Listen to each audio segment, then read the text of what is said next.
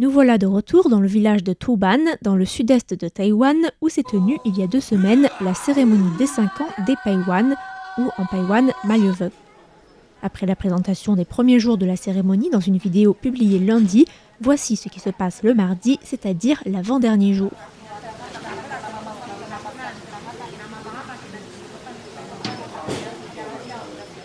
Le matin, une cérémonie importante s'est tenue aux 3 entrées du village, avec d'abord une cérémonie organisée dans chaque famille de chefs, où les chamans ont accompli un rituel avec des feuilles et de l'eau sur une branche de Calamus jenkinsianus, une espèce asiatique de rotin recouverte d'épines. Après ce rituel, les 3 familles se sont retrouvées aux 3 entrées du village pour un autre rituel qui consiste à attacher une branche de rotin aux entrées afin de protéger le village contre les mauvais esprits qui pourraient venir déranger la cérémonie. Ce rituel a d'abord eu lieu à l'entrée principale du village et a ensuite été reproduite aux 2 autres entrées. Le tout a duré toute la matinée.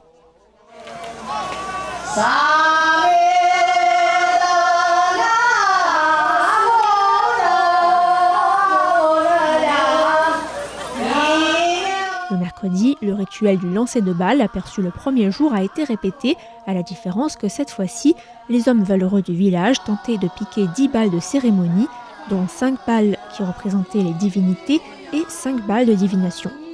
Mais avant le lancer de balles, la journée a aussi commencé avec des danses accompagnées de chants, d'abord des hommes seulement, puis rejoints par les femmes.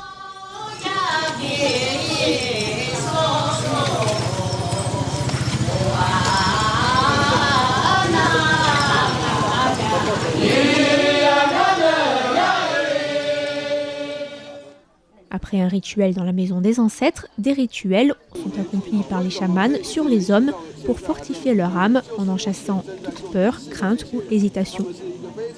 Les habitants comme les visiteurs étaient aussi invités ce jour-là à attacher sur eux une feuille de roseau de Chine dont les bords sont très tranchants et qu'il faut manipuler avec soin et qui vise à servir de talisman.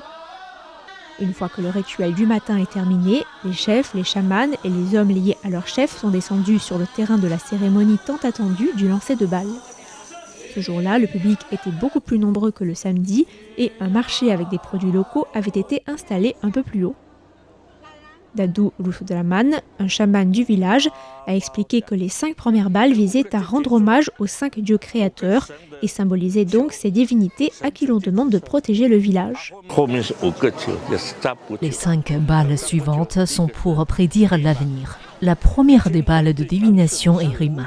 C'est la plus importante pour nos ancêtres, car elle correspond à la chasse aux têtes à laquelle se livraient les hommes mûrs du village. Et c'est aussi la chasse aux animaux. Pia Rusagasag, un homme du village qui participait à la cérémonie des balles, a expliqué qu'après la cérémonie, les balles sont ramenées dans la maison des ancêtres et les chamans accomplissent un rituel pour en retirer les esprits.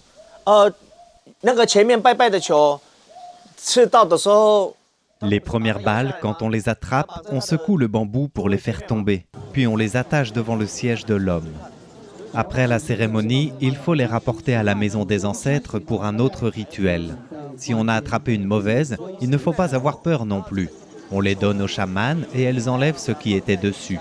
Ensuite seulement, on peut les ramener chez soi et les mettre sur le petit autel de la maison.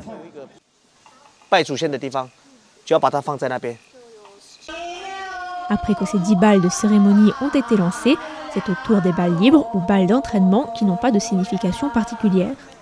Et enfin, lorsqu'un certain pôle en bambou pique une certaine balle, tous les hommes font tomber leur bambou en même temps, en coupent la partie haute et partent en courant avec ce bambou pour entrer à la maison de leur chef.